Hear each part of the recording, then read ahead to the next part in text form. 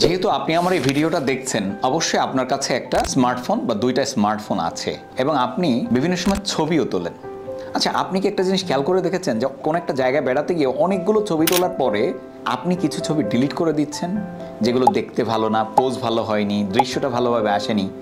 এই খারাপ ছবিগুলো আপনি ডিলিট করে দিচ্ছেন, ভালোগুলো এবং আপনার পছন্দেরগুলো রেখে দিচ্ছেন।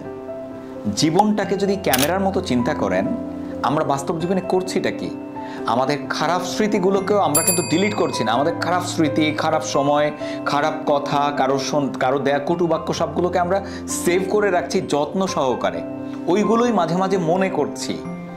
কিন্তু আপনার কি ক্যামেরার মতো উচিত ছিল না যে খারাপগুলো সব ডিলিট করে দিয়ে ভালো স্মৃতিগুলোকে রেখে দেওয়া? জীবনের ভালো স্মৃতিগুলোকে স্মরণ করুন, সুখী হবে। খারাপগুলোকে যদি মনে করেন, খারাপ লাগা তৈরি হবে। ভিডিওটি শেয়ার করে পজিটিভ মেসেজ পৌঁছে দিন, সবাইকে উপকার করুন। আল্লাহ হাফেজ।